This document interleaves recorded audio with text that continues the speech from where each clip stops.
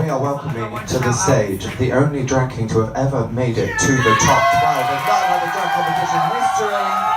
Please give it up for Flynn Rider!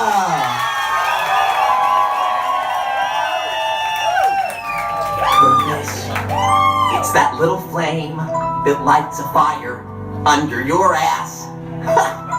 Purpose, it keeps you going strong. I am a drag king and my drag name is Flynn Rider. I've been doing Flynn for about a year and a half now. I first found out about like drag kings through Adam All. It was like a photography project, and I was very interested in drag queens, and then I discovered that drag kings are a thing, so I got in touch with him, went down there and filmed a bit, and he kind of got me into it and kind of said, oh, you should try it out, so I did, and we're here. I went to high school with Logan, and we were friends, but we weren't really friends until sixth form maybe, because we had a mutual friend that was in Logan's class. My first performance was about April last year. Seeing Logan like this after a few years is wonderful. I can definitely see a difference in him, especially his confidence. He's always had some level of confidence, but it's really obvious now as he's able to completely be himself with no boundaries. Hi, how are you? I'm good, how are you? I'm good, thank you. As Logan was preparing for the competition, he was more than willing to show me the process of his drag transformation.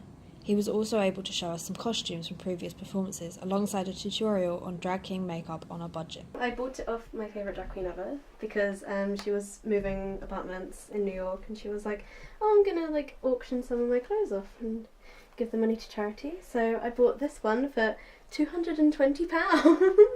£220? Yeah, it's the most I've ever paid on anything, I think. And then we have, these are falling apart, literally, like honestly falling apart. This was from my heat from not another drag competition. I wore these and sang about the jungle, basically. Oh. But then we have the Glorious Scepter, which sheds glitter. Everything sheds glitter. Literally. It's not very stable. Quite like my drag. This is for... I was thinking of doing this for Alternative Week. I got like a Beetlejuice. Alright. We've got the cape. Okay. The cape. This is like the first thing I made. And I am not proud of it. But that's okay. This was for Disney Boy Box when I done Mulan. While at Logan's, I got to meet his mum and see how she felt about all of this. How did you feel when Flynn came to you about drag kings and told you that you wanted to be one? Can you remember that far back? I can't, no, it seems like a long while ago. When was now, isn't it? We were still at high school. Really? Yeah. What? God. It was when I was panicking about musical theatre and I was like, I need something to do. That was right, that was the first time you did it, wasn't Yeah. it? For your A-level piece. Mm-hmm. Yeah.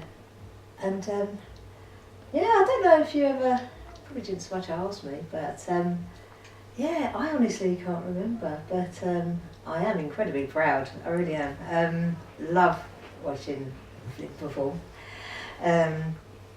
Yeah, it's amazing. Our high school was quite a conservative high school. You weren't allowed your hair dyed any other colour other than like natural colours. So like you could either go blonde or brown, which is very like girls and boys. There was no like, you weren't really in between. When I knew Logan really just had like short hair. And then as we like left, we had a prom for sixth form, and Logan had like shaved sides and like a little beard that he'd made out of like his own hair. I suppose I first heard about drag kings when Lee did her A-level piece when she filmed, Adam. yeah, when you filmed Adam up in Soho, and yeah, I was amazed at the transformation there. That always amazed me. This is the sound of like drag right here. It's just the pat, It's pat, just pat. this pat, like sitting in the dressing room, and you just like, you got on the first week when there was like 12 of us, and all you could hear for like 45 minutes straight was I was really interested in the idea of you could build this own character. You can make up like who they are, what colour hair they have, like how they look, how they act, like all by yourself, and just having that different persona really grabbed my attention of like, oh, that's cool. Drag has definitely changed me. You went to school with me. I was so shy. The gap between us used to be very like, that's Flynn, I'm Logan. Now it's kind of, he's brought me to be more confident. It's just helped me. Did you think that Flynn would ever make it this far into the competition? I hoped. I sincerely, with every breath in my body, I hoped. Yeah. I didn't think it, so it's fine. Oh no! I mean, I wished you to, like you say, just to have that chance to get into the top 12, and that was everything. And it's almost like every week you want it that much more, you know. Yeah. And then I didn't want you to be the first one voted out, and you wasn't even in the. Yeah, you got. The through only it, week I was didn't you? safe. Yeah, you got through that week, which was absolutely elating, you know. And when you was in the week before, when you was in the final three, the bottom three, and they was sort of building up to say the announcement of who was going to actually go through to the competition. I was sitting there, yeah. I caught up with Logan after the last show where he told me he got kicked out, but then saved by the head judge. Do you know what? This is my fucking competition, so I'm sending Flynn through to next. Oh, yeah. Just drag her down.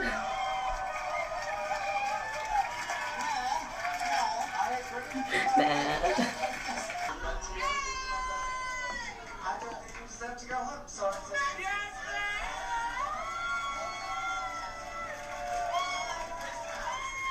So, will you come and be head judge, and I've got a chance to kick fucking Virgin Extravaganza out of my game? Yes. It turns out there is no prestige in being head judge. It simply means that you are available.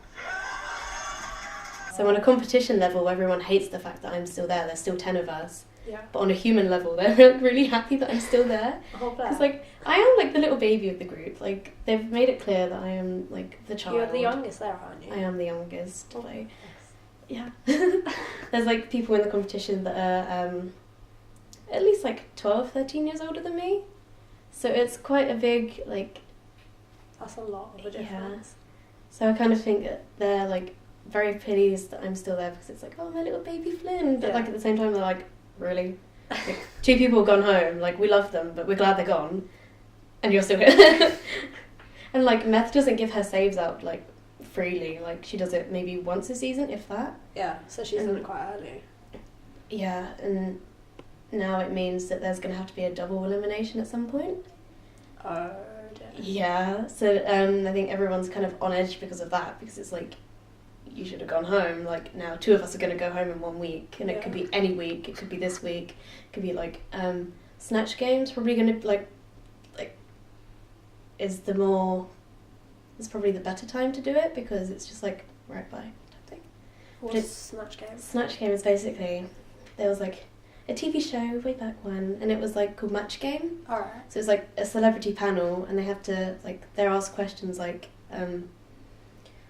silly Sally is so silly. When she leaves the house, she like forgets blank, and then you have to fill in the blanks type thing. Alright. And so Snatch Game, we have to impersonate celebrities.